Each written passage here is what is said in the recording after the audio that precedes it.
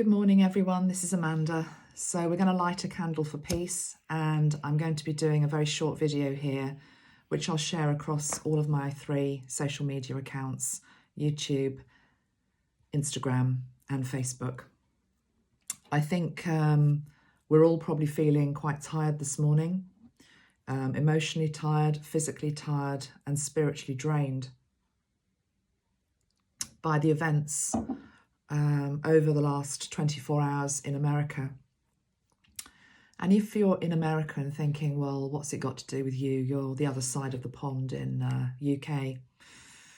I need to remind all of us that what happens anywhere affects everybody. And we increasingly will start to realise that over the next decade, if we don't already. That in unity consciousness, what happens elsewhere affects the greater whole. As it stands, just gone 10 o'clock in the morning here in the UK. One of you just drew to my attention that Congress, I don't know what the term is, approved, sealed the deal, signed off Joe Biden becoming the 46th president at 3:33 a.m. I thought to myself, because numbers have followed all the way through everything that I've been saying about Joe Biden and Kamala Harris. If you look back at my video from the 13th of August 2020, I looked at their numerology, and they have a strong energy of 20 that links them both. And 20 is an energy which is about trying to help show that there is actually no separation at a time when the country has never been more separated. So they're going to be coming in with an energy which is about trying to heal the separation in the country at the moment. Say more about that in a moment. But yeah, the fact that that was 3:33, and I've just checked it. I thought it can't be true, but it is. I've just watched it with my own eyes on playback. The moment when it becomes official was 3:33 a.m. in the morning. What the hell does that mean? If you don't know, 11, 22, 33, 44, they're all master numbers. It's as though there is a signature there from Spirit that this is meant to be. If you think that I'm coming back on today in some sort of sense of self-congratulatory pat on the back that what I said has come true, you'd be very much mistaken, because actually the energy today feels as though there is a big sobering up energy needed. And I just feel exhausted by it all. I feel exhausted by all of the fighting. And what I'm picking up is not just my own exhaustion, it's the collective, because I'm an empath. I think we are, all of us, whichever side of the political debate we're on, are exhausted by the roller coaster that's been going on in America over the last 4 years. Those of you that live there, especially so. But believe you me, those of us that have been watching it play out are equally exhausted and tired. So I feel as though we need to be digging deep and breathing and looking past the 20th and 21st of January to a new era that is going to be coming in. Now, it's going to be coming in on the back of these 2 people, Joe Biden and Kamala Harris. But what I'm being told is that the changes that will be coming into the country are very much going to be bipartisan. I think that's the right expression. There's going to be a reaching out to both sides of the political divide, and you're going to be seeing members from both parties, Republican and Democrat, coming back together to make it work, to help heal the separation that exists in the country today. It's not going to be an easy process. It's not going to happen overnight, but it will be happening over the next couple of years.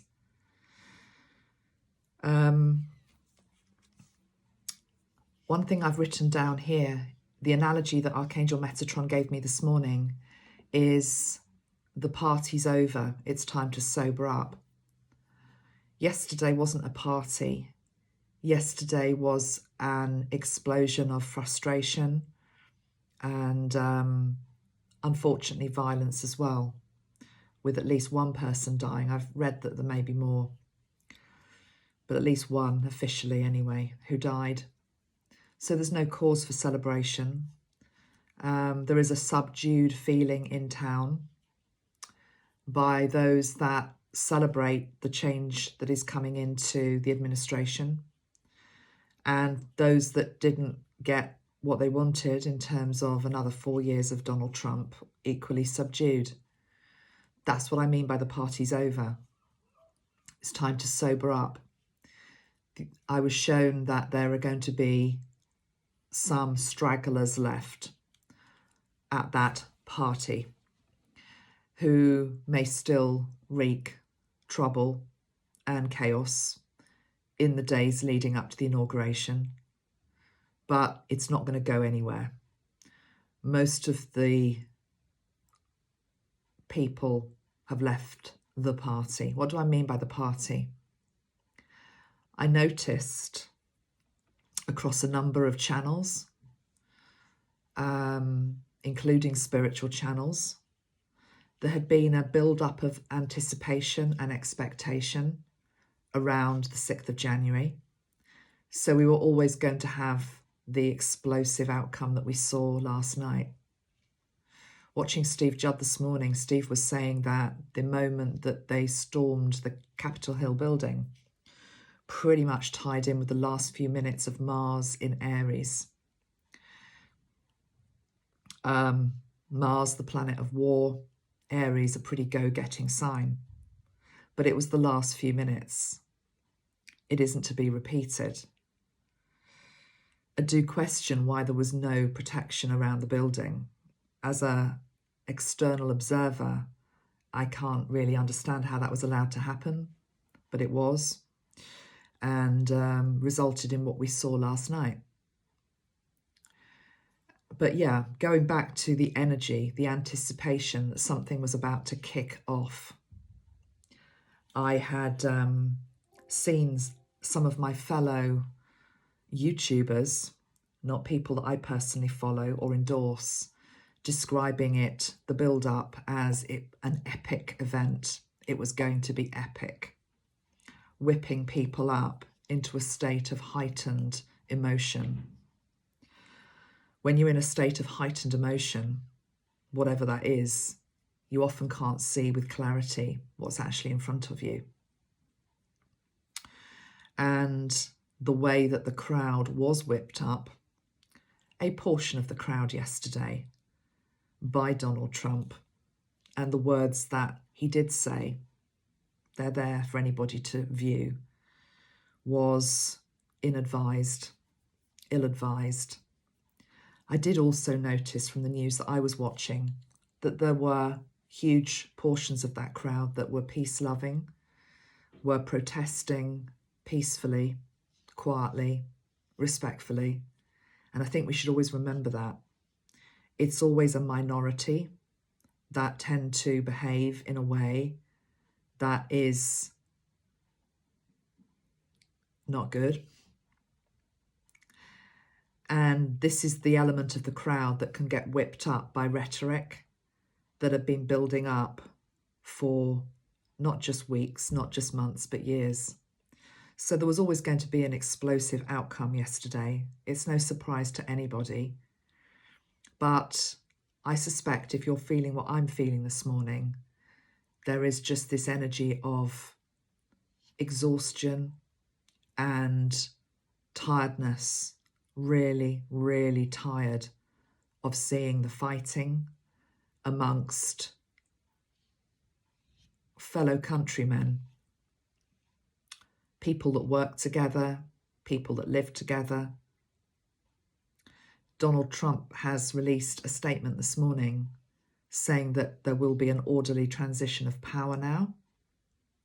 He's leaving the door open, whether for himself or one of his children, I guess, to come back and make America great again, as he says. What I would like to say about that is, if we look at the expression, make America great again, can we try and set an intention that we do so, that you try to do so, devoid of the cult of personality?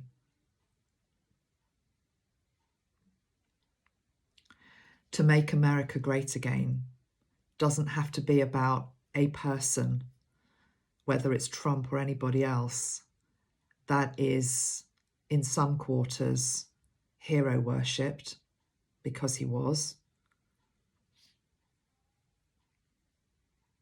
It should be about wanting to do it because you understand that the person next to you on the train, the person that you work with, the person that you live with, may very well have a different opinion from you politically, religiously, whatever. But they are entitled to that opinion. But together, you can lay down your differences and live peacefully with each other. I was very aware yesterday of the two Johns around Washington. The two Johns being JFK and John Lennon. Those of you that follow my work know that John Lennon in particular, there's a meditation up on my channel where he got us all to sit down in Central Park with our political enemies, with countries that we struggle to align with or understand, to not just sit down with our friends in a kumbaya type circle. It's too easy, that. Not just to sit down with people that you agree with, but to sit down next to people that you struggle with and to sing a peace anthem, or, it was a meditation around this campfire in Central Park. And I felt John Lennon's energy all the way through yesterday, calling people back to peace. That was his life mission. He was also a rebel, but he also understood that the greatest way to achieve peace was through holding it, demonstrating for it, being it. And as for JFK, well, I said over the last few weeks that I felt he was going to be steering the ship. Well, that ship yesterday, and maybe in the coming days, it's not completely over. There is bound to be more. There are bound to be more troubles, but I believe the peak is probably over. That ship that he was steering yesterday was through a pretty rough sea, but he still sailed it, and you still got the result that you were always going to get, which is that Biden is, and I know some people don't like this, was always destined to be the 46th president of the USA. Destined man to bring the country back together. And for those that feel as though he is the complete antithesis of being able to do that, and I understand there are people out there that feel that, I would say to you, watch this space. If you truly listen to the words that Joe Biden said last night, if you truly listen to any of the speeches that he's given since the election, including the main speech he gave after winning, they're words of peace. They're words of peace. If you actually go back and listen to them, they're words of peace. They're about trying to bring the country back together again. And sometimes we don't want to hear those words of peace because we feel as though, but that person isn't a peaceful person. Now, whether that's true or whether that's not true, let history judge it. Let him have a chance to either prove himself or not. It can't be any worse than what we've got going on now. And by that, I'm talking about last night. Okay, the violence of last night. JFK the many, many beautiful quotes. And of course, he gave a speech about peace. But the one comment or quote that one of his quotes that I was drawn to today was this. And it says, peace is a daily, a weekly, and a monthly process, gradually changing opinions, slowly eroding old barriers, quietly building new structures. Should we just repeat that? That peace isn't a moment. Peace isn't something that is just a goal. Peace is actually an action. It's a daily, weekly, and monthly process. It's gradually about changing opinions. It's slowly eroding old barriers, and it's quietly building new structures. If you believe that this election has been stolen from you and you're going to spend the next 4 years in anger, then the only person it's going to hurt is yourself. The only person it's going to hurt is yourself. And if you've watched my last video on coronavirus, I talk about holding the energy of anger within your body and what that does to you in terms of your physical and mental health. It's not good. It's not good. It will corrode you from the inside. So my prayer for your nation going forward is that you can come back together in peace. But it's going to be a slow process. It's going to be a path that a lot of people will not want to walk. But if enough people at least get on the path, then there is a chance, a very, very strong chance, that it will come in. I will also say that, again, this is for you that have followed my work over the last few months. I can't remember in which video I said this. It might have been in a couple of videos. But the energy of Ashtar, Ganesh and White Eagle, which I pulled linking into the transition of power in the USA. And these three have gone absolutely nowhere over the last month or so. The one that I felt most strongly linked into trying to clear this path is Lord Ganesh. And there is a strong, I think I'm right in saying this, maybe I'm wrong, I think is a Hindu god. Let me just double check this, Ganesh.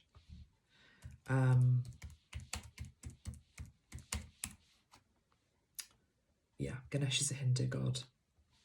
And let me just also double check something, otherwise I'll get shot down in flames if I'm wrong.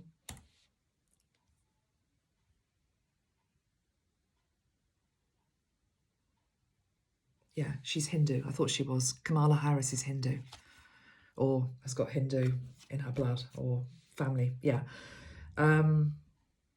So there's the energy of the Hindu. There's the Hindu energy there. Ganesh is the remover of obstacles. I know some people do not like this message, and you don't like what I said last August, but I am going to just repeat what I said in that video in a little nutshell. I said that this duo, the dynamic between them, had the ability to usher in transformation and unity healing. But it was going to be a very rocky road leading up to the election itself. But she was firmly rooted and meant to be on his team. I talked about the USA being forced to move away from the clenched fist energy of opposing political parties and ideology, and a move towards the unfurling of the fist, the lotus, the unfurling of the lotus. Kamala, however you want to pronounce her name, means lotus.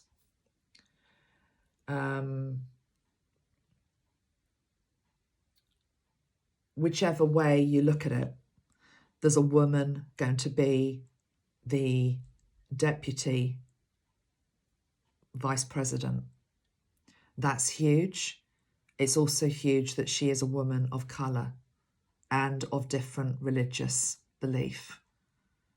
It's a huge step forward, and it was never going to arrive without very, very difficult birth pangs.